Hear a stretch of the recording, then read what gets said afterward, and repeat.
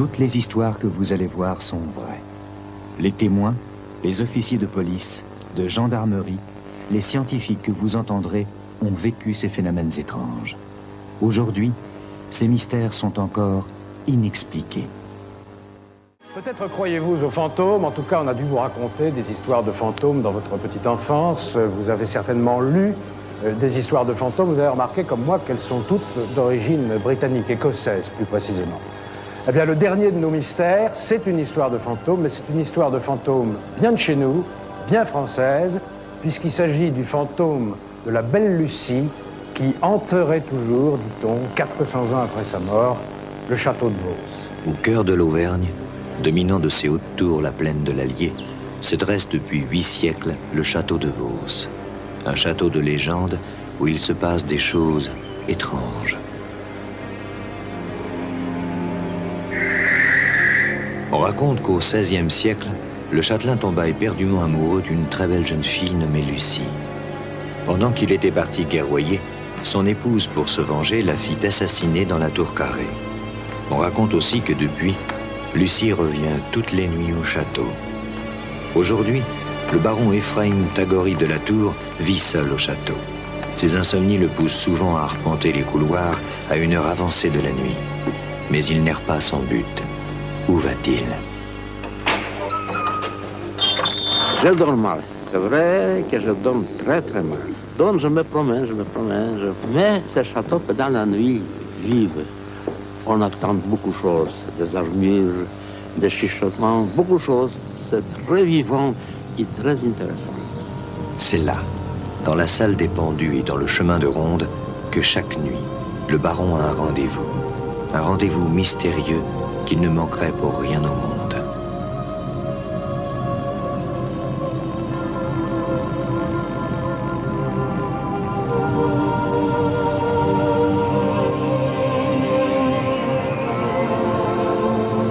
C'est le fantôme de Lucie que le châtelain rencontre chaque nuit à Vos. Lucie, la belle jeune fille morte tragiquement il y a 400 ans. La première fois, j'ai vu Lucie comme petite lumière. Après quelques temps, j'ai vu la lumière en pleine, surtout la pleine lune. Je vais dans toute la puissance. Et je vais aussi dans cette lumière l'ombre que font une silhouette d'une personne humaine. Le baron n'est pas le seul à avoir vu le fantôme. Une jeune étudiante, Florence, travaille au château. C'est elle qui fait visiter le domaine. C'est au cours d'une visite de nuit que Florence, elle aussi, a vu l'apparition. J'ai toujours l'impression d'être surveillée ici. J'ai déjà vu Lucie, hein. J'ai vu un ectoplasme, une forme lumineuse qui bougeait, qui s'avançait vers nous, puis qui disparaissait et qui réapparaissait quelques secondes après. Avec à l'intérieur une sorte de silhouette de femme, c'est assez vague quand même. Et c'est très impressionnant.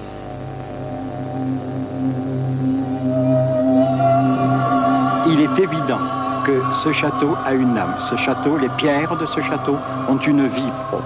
On a l'impression que c'est tout un monde très ancien qui a souffert, qui a vécu, qui a fait vivre ces pierres et qui est encore là d'une façon un peu mystérieuse, bien sûr, très mystérieuse même, mais très précise.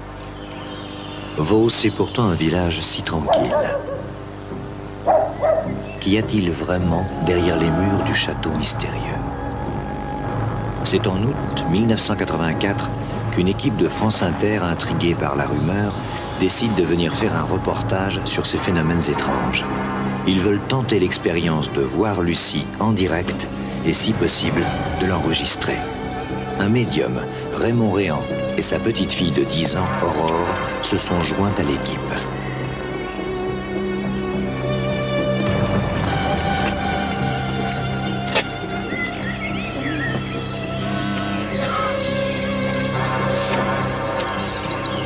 Monsieur le baron Tagori de la Tour. C'est moi-même. Jean-Yves Casga, France Inter. Bienvenue. C'est vrai que j'ai du mal à croire aux fantômes, donc c'est vrai qu'on n'était pas très enclin à croire qu'on allait voir des ombres. Mais c'est vrai aussi que le baron avait une façon de le raconter qui était telle que ça aurait été déraisonnable de ne pas passer une nuit à rester dans le château. Le groupe est immédiatement saisi par l'atmosphère du château. Et tandis qu'il traverse la cour d'honneur pour commencer la visite, Aurore, elle, a l'impression étrange d'être observée du haut des tours.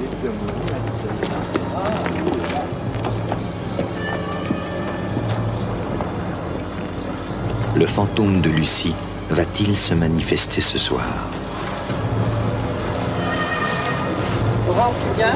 J'arrive, grand-père.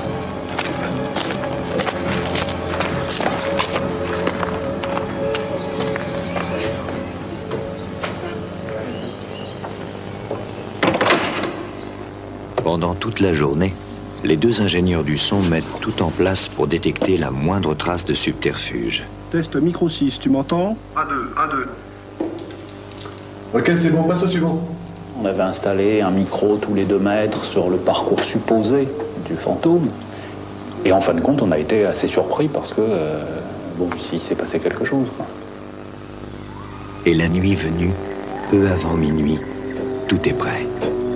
Il a été convenu que le baron resterait dans une pièce reculée du château avec un membre de l'équipe.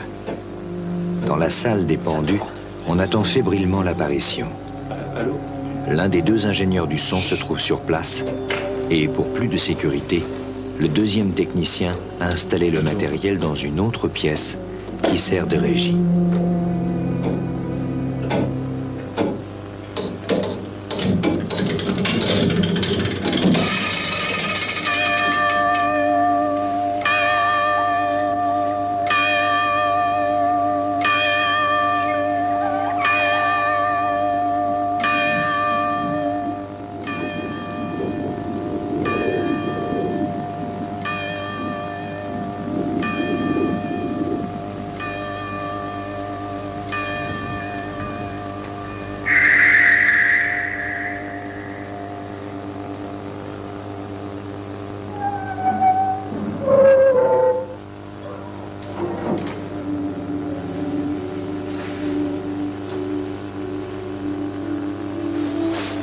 Il y a quelque chose là, près de la fenêtre. Qui le voit? Moi, je la vois. Ça grandit. Mais où? Quelle fenêtre? Là, près de la fenêtre, là, à droite. Là.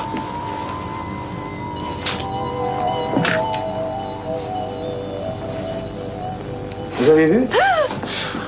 Je la vois, je la vois.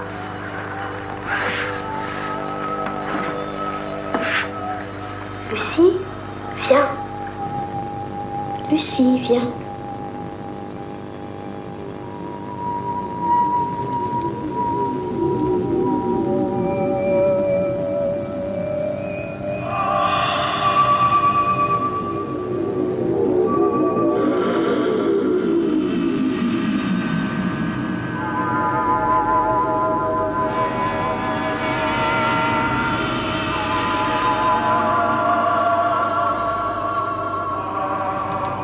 Prends une photo.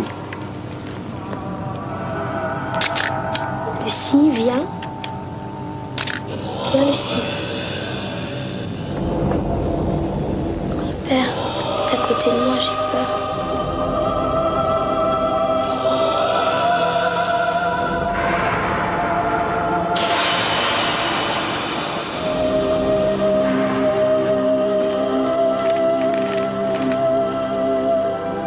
Oh là là, j'ai jamais vu ça.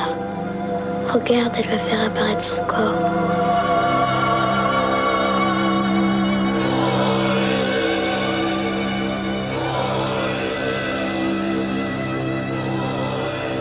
Regardez, elle se dirige vers le chemin de ronde. Et c'est à ce moment-là, dans le chemin de ronde, où des micros ont été installés tous les 2 mètres, c'est à ce moment précis qu'un bruit très étrange va être enregistré. Écoutez.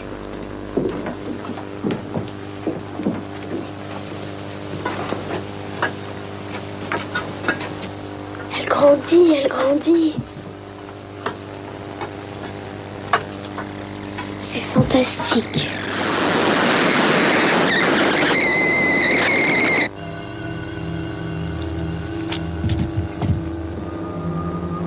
j'ai jamais entendu un bruit comme ça. Surtout dans ces conditions, il était minuit et demi, dans une pièce où on est seul. Donc j'avais envie de voir, et quand je suis parti pour voir, j'ai allumé ma torche, et puis je ne m'attendais pas à les voir de dos, je les ai vus de face. Donc c'est là que je me suis rendu compte que le phénomène était entre moi et eux. Certainement, j'avais dû le traverser. Je crois que c'est terminé, on ne verra plus rien. Elle était semi-matérialisée, vous voyez. On ne la voyait pas entière. Ou alors, quand je la voyais entière, on ne voyait pas les habits, on voyait qu'une ombre. Ou alors le visage. Et c'est seulement que quelques instants qu'on a pu la voir entière. Des fois, on voyait que la moitié du corps. Et puis, ma petite fille l'a vue et lui a dit « Lucie, viens ». À ce moment-là, le fantôme s'est encore plus concrétisé. Il est venu vers ma petite fille. Vous imaginez la surprise. Grand-père est à côté de moi. J'ai peur. C'est une forme un peu nébuleuse, éclairée de l'intérieur, qui est apparue par flash. Je l'ai vu donc au début de façon très floue. Et puis j'ai eu 2 ou 3 flashs très importants. Et là, donc je ne pouvais plus douter de ce que je voyais.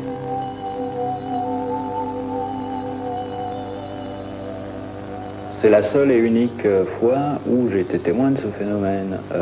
Mais je dirais que c'est pour une bonne raison. C'est que les autres fois où je suis allé sur des histoires semblables, irrationnelles, on a trouvé l'explication. Mais aujourd'hui, là, maintenant, on est obligé de dire que on est complètement en l'air. On ne sait pas ce qui s'est passé. Il reste 2 preuves tangibles de cette expérience. Une photo prise cette nuit-là et l'enregistrement magnétique d'un son qui, après analyse, demeure inexpliqué. Alors, que s'est-il passé cette nuit du 4 août 1984 à Vos? Le mystère persiste. Une photo et un son, je dois dire, particulièrement horrible. Bon, nous en rejoint aux côtés du professeur Rémi Chauvin, Bernard Oudin. Bernard Oudin a traduit d'un auteur américain, Daniel Cohen, une encyclopédie des fantômes. Il y a même ajouté d'ailleurs d'autres histoires. Disons qu'il a adapté ce livre, Bernard Oudin. Complété, exactement, c'est ce que vous disiez. Historien et biographe, mais il s'intéresse au paranormal aussi. Et puis Jean-Yves Casgam, mon confrère, oui. dont la parole naturellement est hors de doute. Oui, une photo, un son, et puis aussi, disons-le tout de suite, des tas de petits pépins quand même complètement anormaux. Entre parenthèses, c'est assez curieux de se revoir là, de revoir la scène. À part que bon, la technique de la synthèse a peut-être un peu exagéré la luminosité de ce que nous avons vu, mais effectivement, c'est ça, quoi. Alors, il faut quand même se rassurer, c'est que le son est effectivement, il fait un petit peu peur, mais après analyse, on sait ce que c'est. On sait que c'est la décharge d'un condensateur, on a pu analyser la fréquence, etc. Le vrai problème que ça pose, c'est que pour obtenir cette décharge de condensateur, il aurait fallu plonger le micro dans un jet de vapeur à 100 degrés, ce qui est assez rarement le cas dans un chemin de ronde dans un château du XIe siècle. Et en plus, dans ce cas-là, au bout de 3 secondes, la petite pastille qui est à l'intérieur du micro aurait dû fondre. Elle n'a pas fondu? Pas du tout, puisque le son, là, on ne l'a pas entendu en entier, mais il fait à peu près 20 secondes, un petit peu plus de 20 secondes, et le micro a toujours continué à fonctionner. Donc effectivement, il y a une énigme. Alors en quoi une apparition comme ça, de ce type lumineuse, pourrait-elle émettre un bruit qui s'apparente à celle d'un condensateur qui se décharge?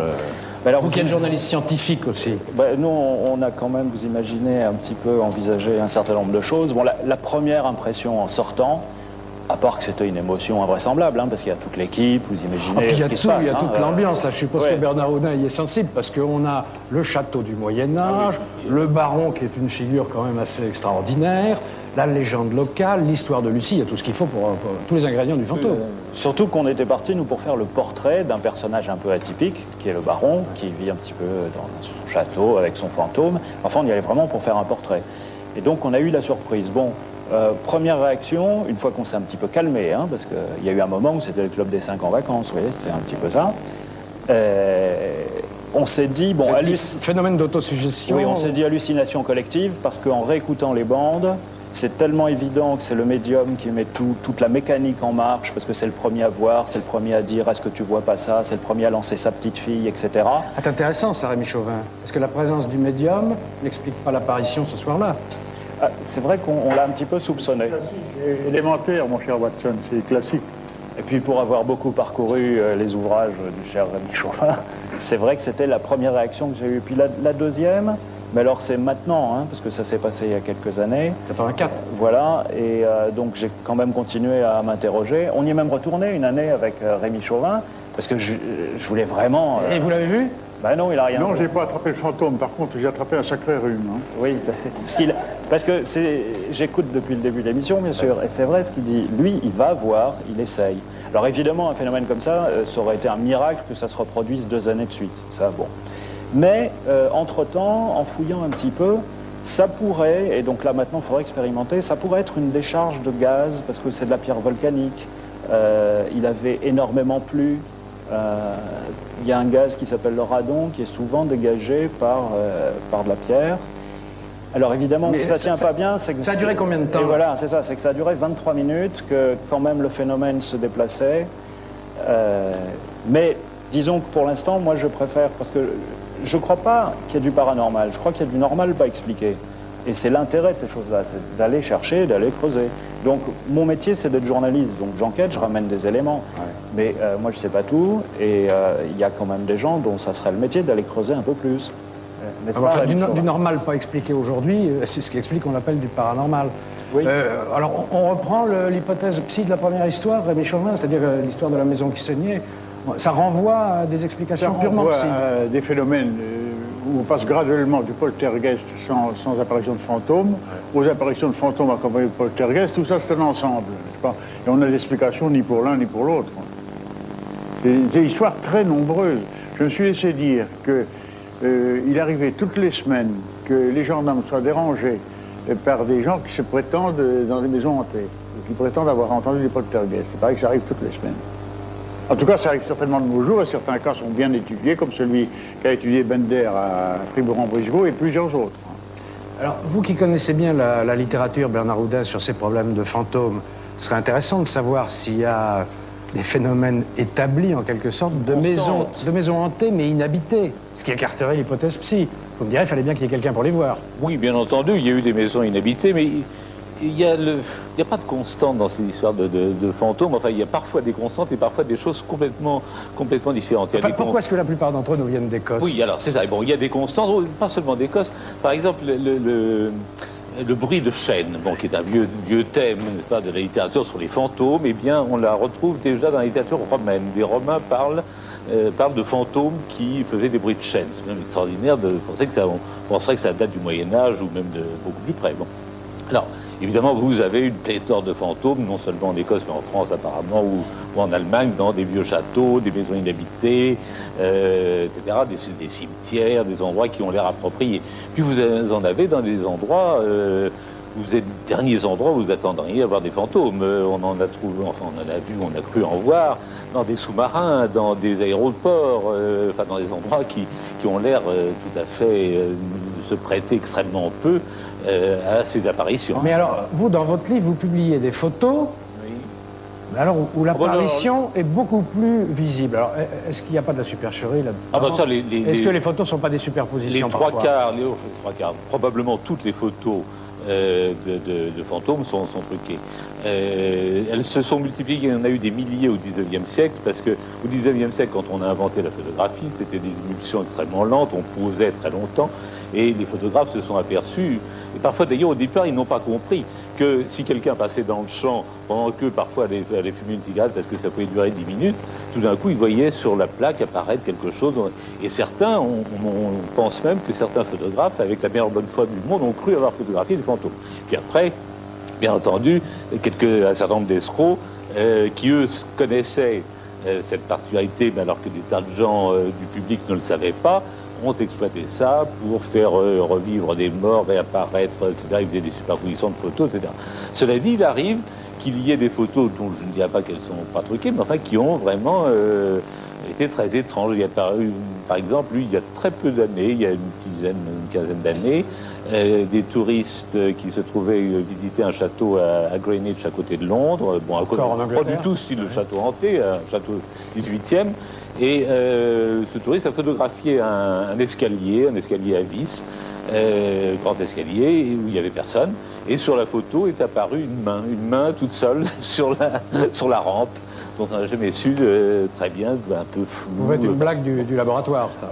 Non, semble-t-il non. Et c'est une photo très troublante. Il y a des choses qu'on ne s'explique pas bien et c'est amusant. Ouais. Il a aussi, d'ailleurs, Daniel Cohen, dans son livre, donne une formule que j'aime beaucoup. Il dit il y a ceux qui croient aux fantômes et ceux qui n'y croient pas, mais curieusement, c'est ceux qui n'y croient pas qui en ont le plus peur. Tout à fait, oui. Tout à fait. Et ceux qui y croient pensent que c'est d'une présence souvent bénéfique, alors que ceux qui n'y croient pas seraient pas rassurés du tout à l'idée d'en voir. Moi, je retiendrai, pour conclure ce rapide débat, la formule de Jean-Yves. Il n'y a pas de paranormal pour moi, il n'y a que du normal pas expliqué. Il faut que cette discipline vraiment devienne une science, et non plus une activité maudite.